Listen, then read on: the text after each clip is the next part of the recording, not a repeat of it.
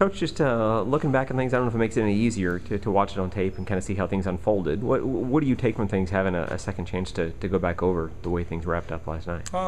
It's hard to go back over it. It is. It just makes you relive everything and just makes you that much more frustrated when you look at how close you are. I mean, you get in these one play games like this and you look at some of the mistakes that we're making as a football team. It's hard and it's painful because you feel like you're shooting yourself in the foot. What makes coaching so hard?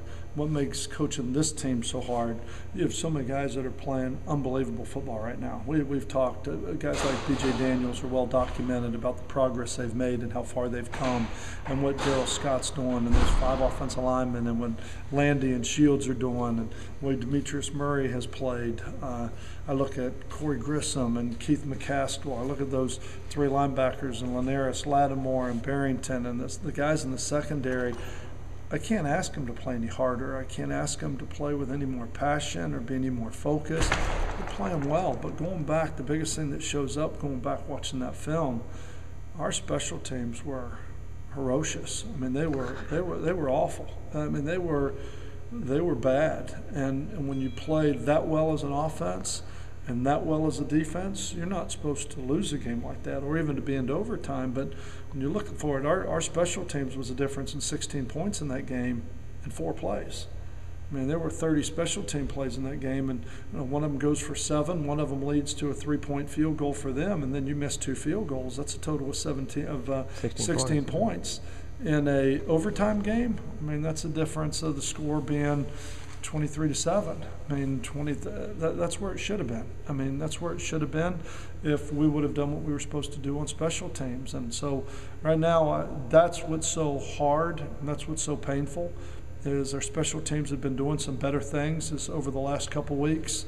And then to step in and make some of the decisions and do some of the things we did Saturday was disappointing. We've got to do a better job of coaching it.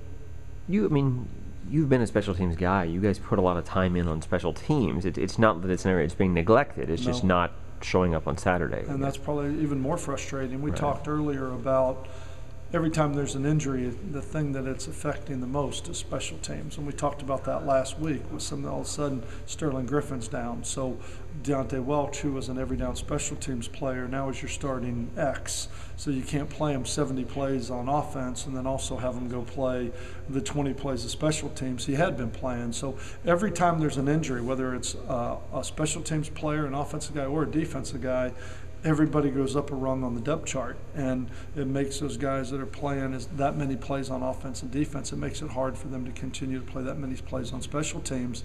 And I've said this from the beginning, depth was going to be an issue on this team, and right now on special teams is where it's rearing its ugly head right now.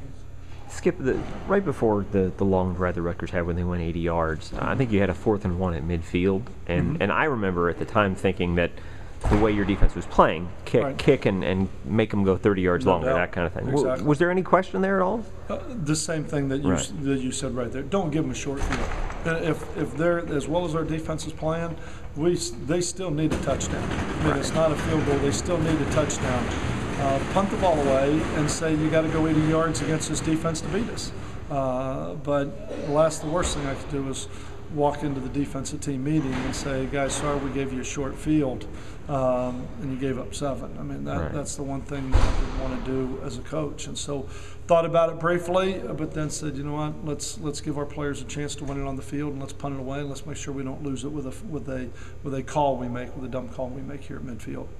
Skip, I know you guys had the special teams problems, but in the second consecutive game, the defense has now allowed a tying touchdown or go-ahead touchdown in a 2-minute drill. Right.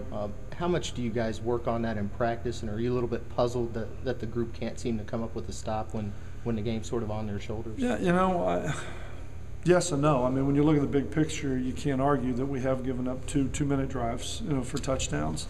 Boy, I hate that their 6'6" receiver beat our corner in the corner of the end zone, but do I think if we would have done more 2-minute drives that we would have been better organized in that? No. I mean, I think we've coached it, we've practiced it, we've done it since camp, since fall camp has started.